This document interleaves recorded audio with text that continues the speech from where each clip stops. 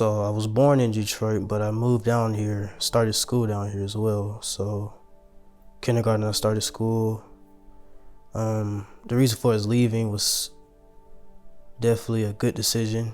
Probably wouldn't have made it that great in life. I met my father when I was 7.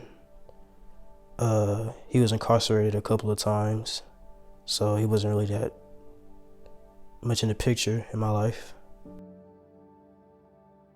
Not having my dad around, I always question, I see my friends, they have both parents, and I'm just here with my mom, so I was trying to figure out, why was I being raised with just one parent instead of two? And as I got older, she started telling me more about how he was in my life due to the life he chose. And so, I started understanding it. I would always ask, why me? Why I have to be that one child that doesn't have both parents? I don't want to be that outcast. I had a great family. 2 parents that loved me, took me to church every Sunday. Went to a Christian private school in Macon, FPD. And I think even through that, even through knowing about Jesus, knowing about God, never really experienced a personal relationship with God.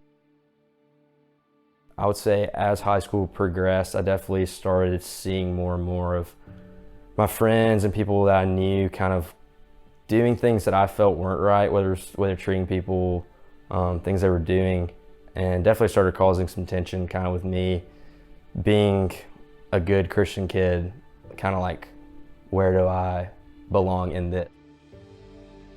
I think who I was in high school was I did good things and felt like I was good because I compared myself to the people around me and thought I was better than them. I saw a path of kind of me becoming the person that I was judging all of high school. These people in my grade and in high school that I looked at and internally and condemned for not being as good as I was, I slowly became, and I found myself senior year, I was doing the same things they were. I was starting to drink, I was starting to do stuff with girls that I shouldn't have been doing, I was starting to go places I shouldn't have been, lying to my parents, and became the person that I had judged. So, Young Life, I went in, they were all loud, rowdy. I'm like, well, these guys are crazy. It was just like, oh, come on in, let's have some fun. They were having raffle ticket games, throwing tissue around, wrapping people up like a mummy and things like that. And I wasn't really sure what was going to go from there, honestly. And so then they started opening about, a Young Life leader will open up about their personal story and read scripture and how it related to them and how I helped them. And I could definitely, relate to that for sure. So just to see, these people, I assume, they have great lives, but no, everybody has their own stories. So for Young Life Club, for me in high school it was my favorite night of the week. Playing around with the guys, laughing with Robert and my friends, go inside, sing songs, do a raffle, get to hear one of the leaders speak about Jesus, sing some worship songs, and then go to Chick-fil-A afterwards. I wish we could have done it every night. It probably would have gotten old, but maybe not. It was so great. EJ is my Young Life leader. When I first met him, he was very outgoing. I wasn't expecting him to, behave the way he did, the way he react to other people, and his energy was very not what I seen before. First meeting with Robert, honest first impressions, who is this weird, goofy guy with a goatee coming to my high school? Played football for Mercer at the time. I think had a torn ACL or a broken leg or something, was on a scooter. So who is this guy scooting around my lunchroom talking to high schoolers? But turns out he was the guy that the Lord sent to show me how loved I was. Hanging out with EJ was something I was always looking forward to after school, things like that. We would always go out. It would just be a group of us, and we'll have fun, enjoy time, tell about our days, how our days went. Sometimes it was good, sometimes it was bad. He would take me out to dinner, we'd hang out with me and guys in my grade. He was always interested in what was going on in my life, whether it was a girl I was talking to or sports I was playing or whatever, hunting or fishing. And through that process of getting to know Robert and him just loving me, I think I got a really good picture of how Jesus looks at me.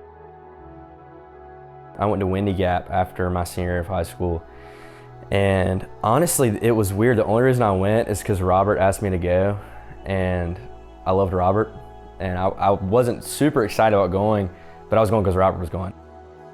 So at Young Life Camp, you know, it's really something I never experienced before. It's something you see in the movies, just like, wow, it's really stuff like that out there. There's people always having fun. You eat all the food you want, you know, great cabins. You were just people that you know, meet new people, playing games outside, being in the water, and getting to know Christ better. So what I learned at Young Life Camp was, you know, obviously everybody's different. They always have their own personal stories. And at Young Life Camp, I didn't feel alone necessarily. I feel like somebody next to me could probably have the similar story I had. So I remember sitting in Young Life Club, listening to my friend speak about the trouble he'd gotten in and the really dark period that he went through following that, and hearing him speak about Jesus and how Jesus had met him in that moment and wrapped him up in his arms and made him feel loved. And this being a guy that years prior I would have judged for being a bad guy, you know, I'm so much better than him. But I remember in that moment being so aware of my brokenness and my sin, and that I was just as in need as he was, and seeing how that need had been met by Jesus, and realizing that I wanted it, and feeling the Lord come to me in that moment and say, hey, I'm here, like, you're mine. I felt like I was always alone. I didn't think I really fit in places that I wanted to fit in, but I just feel like I couldn't because I didn't have the resources for that. I started understanding more how I can get closer with God and people that knew of God and was learning just as much as I was.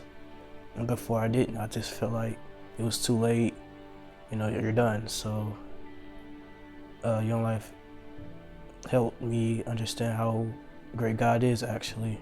Not to be cliche or anything, but he really actually shows you what he can do for you if you let him. I wanted to lead going into college. I would say coming out of that experience, my senior year, meeting Jesus, feeling, knowing that love, and wanting to share what we at Young Life call the greatest love story ever told, the cross. So it's been a ball. It's been really, really fun getting to meet high school guys, build relationships with them, love them, show them love of Christ.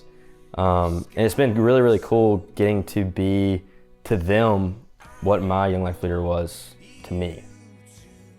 I thank God for Young Life and everything he's done for me because it brought me somewhere that I've always wished I can be in my life.